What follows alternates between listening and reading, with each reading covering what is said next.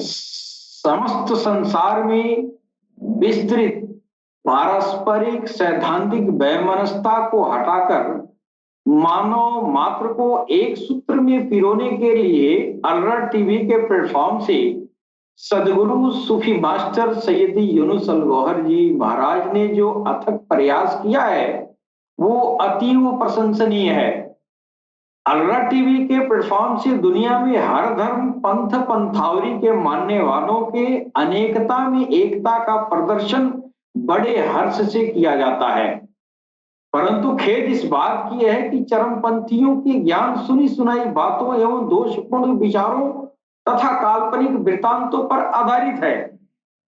आज पारस्परिक प्रेम हेतु दीन धर्म के वास्तविक रूप को जानने की आवश्यकता है, जो अलरट टीवी पर स्पष्ट रूप से दिखाई देता है। आज अलरट टीवी से निसंदेह नवीन अन्वेषणात्मक तर्कपूर्ण विचारों से युक्त हिंदू और मुसलमानों के असमान दृष्टिकोण को एक सूत्र में बांधते हुए एक ऐसे संसार की स्थापना की जा रही है जो कल्याणकारक, आनंदपूर्ण एवं कलेश रहित होगा। अलरट टीवी के पहल से संपूर्ण विश्व में एकता, भाईचारा, एकेश्वरवाद का पुनः प्रसार हो रहा है और समस्त मानव जात में साधारण भाईचारे का प्रेम उत्पन्न हो रहा है।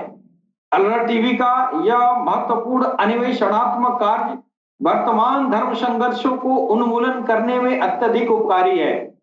अलरट टीवी के इस पहल से हिंदू मुसलमान दो व्यापक समुदायों के बीच उलझी हुई बुद्धियों को सुलझाना और साथ ही सनातन का वह प्राचीनतम व्यापक स्वरूप पुनः समक्ष आता हुआ प्रतीत हो रहा है। किसी व्यक्ति का अवतार या महापुरुष या महामानव होना बिना ईश्वरांश के प्रकाश के सर्वथा असंभव है।